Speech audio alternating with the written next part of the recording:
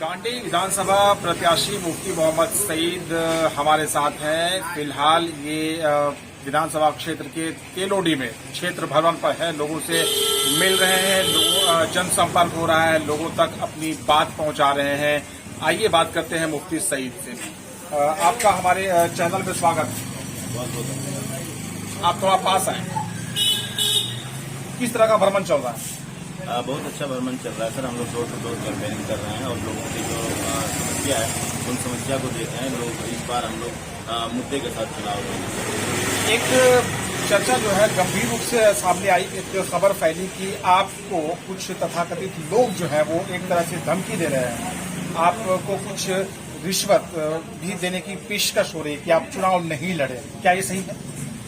जी, मुझे बहुत गंभीर तरीके से धमकी दी जा रही है और कई लोग उसमें हैं और झारखंड के एक बड़े मंत्री द्वारा ये धमकी दिया जा रहा है। मुझे बहुत तरह का ऑफर किया कि ऐसा है, ये ले लीजिए वो लीजिए, लेकिन मैंने हर तरह से कहा मैं जनता के साथ खड़ा हूँ। जनता की समस्या जो मैं देख रहा हूँ, इसलिए मैं राजनीति में आया हूँ और इनके समस्या के समाधान हेतु राजनीति में आया हूँ। आपने राज्य के जिस बड़े मंत्री के विषय में बात की, उन्होंने आपको धन का प्रलोभन दिया या फिर धमकी दी? देखिए, उन्होंने धमकी दी और कई नेता जो है इस सरकार के हमारे पास घुस गए कि आपको ये दे देंगे वो दे देंगे, लेकिन हमने सब चीज से इनकार कर दिया। मैंने कहा कि नहीं, मुझे जनता के हित को देखना है, जनता की समस्या को देखना है और मैं तमाम चीजों को छोड़ दिया।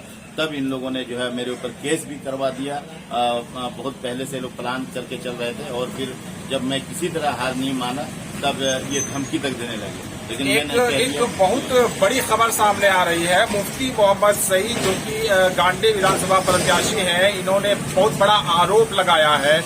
इनके अनुसार एक मंत्री ने, राज्य सरकार के एक मंत्री ने इन्हें धमकी तक दिया है। इनसे कहा गया है कि आप चुनाव नहीं लड़े और उनके बातों को इन्होंने दरकिनार कर दिया है और ये जमकर अपने स्थान पर डटे हुए हैं, जनता के बीच घूम फिर रहे हैं, उन तक पहुंच रहे हैं, जनसंपर्क कर रहे हैं। झारखंड के मंत्री ने इनको धमकी दिया है और इन्हें प्रलोभन भी दिया जा रहा है ताकि ये नाम वापस ले लें, बैठ जाएं, चुनाव नहीं लड़े। इस तरह की स्थिति फिलहाल गांडी विधानसभा क्षेत्र में बनी हुई है। बात करते हैं आगे।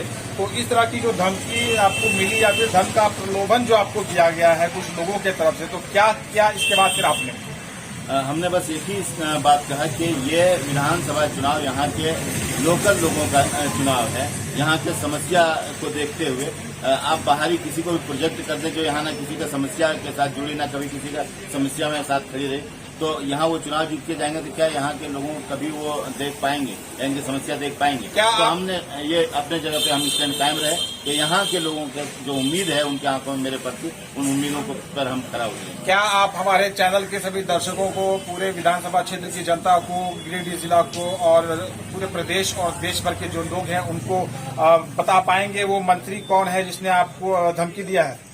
जी, वो मंत्री झारखंड के कल्याण मंत्री हैं, अल्पसंख्यक कल्याण मंत्री हैं। उन्होंने ये कहा है कि जिनके माध्यम से कहलवाया वहाँ कई लोग भी मौजूद हैं। मतलब ये है कि मंत्री ने खुद आपको धमकी नहीं दिया? हमने वो बराह रास्त तो उनसे नहीं, लेकिन जिनके माध्यम से उन्होंने कहलवाया वो भी एक बड़ा आदमी है और जब वो बात वो कह रहे थे वहाँ कई लोग हमारे मौजूद थे, वो लोग आज भी मौजूद हैं। तो क्या आपके पास ये जो बोल रहे हैं, बड़ा आरोप लगा रहे हैं, पहले तो आपने कहा कि धमकी आपको मिली, फिर अभी आप कह रहे हैं कि मंत्री ने आपको डायरेक्ट धमकी नहीं दिया है, उसके किसी आदमी ने आपको धमकी दिया है, तो क्या आपके पास इस बड़े आरोप का कोई साक्ष्य, कोई प्रमाण, कोई सबूत, कोई एविडेंस है? बिल्कुल, हमारे गांडी विधानसभा क्षेत्र के पंचायत समिति प्रतिनिधि भी मौजूद रहे उसमें जब ये बात हो रही थी, और उसके अलावा 2 लोग और भी मौजूद हैं जो एक पीएचडी होल्डर हैं वो भी मौजूद हैं, एक दूसरा समाज सेवी है वो भी मौजूद हैं और उनके सामने ये बात बड़ी बात है, बड़ी खबर है। एक तो सबसे पहले आपको धमकी दी गई और वो भी किसी मंत्री के द्वारा और मंत्री के इशारे पर किसी व्यक्ति ने आपको धमकी दिया है और साथ ही साथ आपको प्रलोभन भी दिया है कि आप चुनाव नहीं लड़े, और इसके बाद फिर आपका क्या स्टैंड है आगे? देखिए, जिस आदमी के माध्यम से उस आदमी ने कहा कि मंत्री साहब ने बताया कि वो मंत्री साहब बहुत गुस्से में थे और मुझे कहा कि उनको समझा दीजिए कि अगर वो मतलब नहीं साइलेंट होते हैं तो हम उनको तबाह बर्बाद कर देंगे। लेकिन हमारा स्टैंड है कि हम जनता के साथ खड़े हैं, जनता के मुद्दे के साथ खड़े हैं और गांडी विधानसभा उपचुनाव में मजबूती के साथ हम खड़े हैं। तो गांडे विधानसभा क्षेत्र की जनता के लिए मजबूती से खड़े हैं मुफ्ती मोहम्मद सईद। हालांकि इनको डगमगाने की भरपूर कोशिश की जा रही है। इन्हीं के अनुसार झारखंड सरकार के एक मंत्री के किसी व्यक्ति ने इनको धमकी दिया है, चुनाव नहीं लड़ने की बात कही है। धन का प्रलोभन भी इनको बार बार दिया गया है और इसलिए कि ये चुनाव नहीं लड़े। अब ये देखने की विषय है, ये देखने का सवाल है कि लोकतंत्र जो है वो क्या किसी का खरीदा हुआ है, लोकतंत्र क्या किसी की जागीर है। यहाँ पर चुनाव क्या कोई एक ही आदमी लड़ेगा? क्या लोकतंत्र में कोई आदमी स्वतंत्र नहीं है चुनाव लड़ने के लिए? क्या गरीब व्यक्ति चुनाव नहीं लड़ सकता? क्या साधारण आदमी चुनाव नहीं लड़ सकता? क्या चुनाव केवल धन बल के आधार पर ही लड़ा जा सकता है? ये एक बहुत बड़ा सवाल सामने आ रहा है। सवाल बहुत ही गंभीर है, आरोप बहुत बड़ा है। मंत्री स्तर का कोई व्यक्ति अगर एक निर्दलीय प्रत्याशी को धमकी देने लगे चुनाव नहीं लड़ने को लेकर तो बहुत बड़ी बात होती है।